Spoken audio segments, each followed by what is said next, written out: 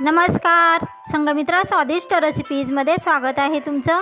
आज आपण मुगाची डाळ घालून मुळ्याच्या पानांची भाजी बनवणार आहोत। मुळ्याचे पानं जर तुम्ही काढून फेकून देत असाल तर ही भाजी नक्कीच करून बघा, खूप चविष्ट अशी होते। आणि नवीन आलेला असाल चॅनलवर किंवा आतापर्यंत माझे चॅनल सबस्क्राइब केलेले नसेल हा व्हिडिओ पूर्ण बघून घ्या आणि माझ्या चॅनलला न विसरता सबस्क्राइब करून घ्या, बेल बटन ऑन करून द्या। फेसबुकवर हा व्हिडिओ बघत असाल तर फॉलो नक्की करा, लाईक कमेंट व शेअरही नक्की करा। चला मग आता भाजी बनवूया। आज आपल्याला मूग डाळ घालून मुळ्याच्या पानांची भाजी बनवायची आहे। शेंगदाणे घालून ही मी मुळ्याच्या पानांची भाजी बनवलेली आहे। त्या भाजीची लिंक मी डिस्क्रिप्शन मध्ये दिलेली आहे। डिस्क्रिप्शन मध्ये जाऊन त्या लिंकला क्लिक करा व शेंगदाणे घालून मुळ्याच्या पानांची भाजी कशी करायची तेही नक्की बघा। आता ह्या मुळ्याच्या पानांचे आपण पानं काढून घेणार आहोत आणि ह्या ज्या काळ्या आहेत हे आपण टाकणार नाहीत, म्हणजे फक्त पानं काढायचे, काळ्या टाकायच्या नाहीत। मुळ्याचे पानं काढून आपण ती भाजी अगोदर धुवून घेतलेली आहे, नंतर चिरून घेतलेली आहे। आता ह्या मुळ्याच्या पानांना आपण शिजवून घेणार आहोत। आपल्याला कोरडी भाजी म्हणजे सुकी भाजी करायची आहे, त्यामुळे ह्या मुळ्याच्या पानांमध्ये पाणी सहसा घालू नका। मुळ्याचे पानं व मूग डाळ ही वेगळी शिजवायची।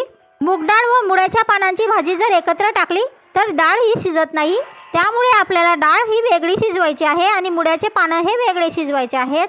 ही डाळ धुवून वेगळी शिजवून घेऊ। मुळ्याच्या पानांची भाजी ही शिजून तयार आहे आणि मूग डाळ ही शिजून तयार आहे। आता भाजीच्या फोडणीसाठी इतर मसाले बघूया। हा एक टमाटा चिरून घेतलेला आहे, एक कांदा चिरून घेतलेला आहे, 10-15 लसूण पाकळ्या चिरून घेतलेल्या आहेत, अर्धा टेबलस्पून मोहरी घ्या, जिरे 2 टेबलस्पून घ्या, तुमच्या टेस्टनुसार लाल मिरची घ्या,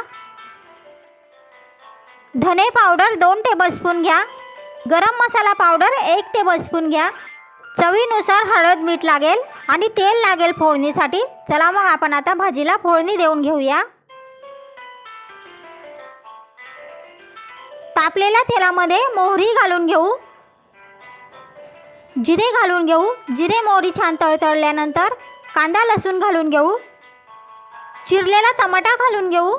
सर्व साहित्यांना व्यवस्थित फोडणी बसण्यासाठी व व्यवस्थित शिजण्यासाठी आपण हळद मीठही घालून घेऊ। आता मस्त अशी फोडणी बसू देणार आहोत आपण। सर्व साहित्य शिजण्यासाठी आपण झाकण ठेवून घेतलेलं होतं। आता बघा सर्व साहित्य व्यवस्थित फोडणी बसून शिजलेलं आहे। आता आपण लाल तिखट घालून घेणार आहोत, धने पावडर घालून घ्या, गरम मसाला पावडर तीही घालून घ्या। आता व्यवस्थित फोडणी बसू देऊया।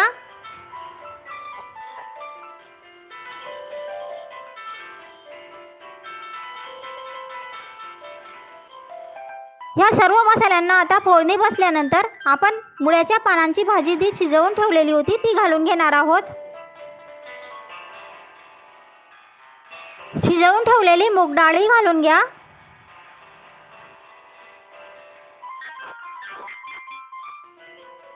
आता सर्व व्यवस्थित मिक्स करून घेऊ।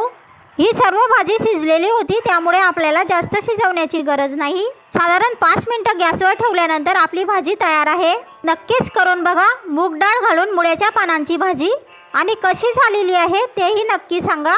आणि नवीनच आलेला असाल माझ्या चॅनलवर किंवा आतापर्यंत तुम्ही माझं चॅनल सबस्क्राइब केलेलं नसेल तर अशाच नवनवीन रेसिपीचे व्हिडिओ पाहण्यासाठी माझ्या चॅनलला नक्कीच सबस्क्राइब करून घ्या, बेल बटन ऑन करून द्या।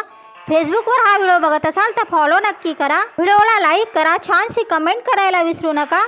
आणि हा व्हिडिओ तुम्हाला इतरांना शेअर करायचा असेल म्हणजे तुमचे मित्र मैत्रिणी नातेवाईक ओळखीच्यांना किंवा कोणत्याही सोशल साईटवर शेअर करा असं वाटलं तर नक्कीच शेअरही करा। भेटूया आता पुढच्या रेसिपीमध्ये। तोपर्यंत स्वतःचीही काळजी घ्या, स्वतःच्या कुटुंबियांचीही काळजी घ्या। पुढच्या रेसिपीपर्यंत नमस्कार।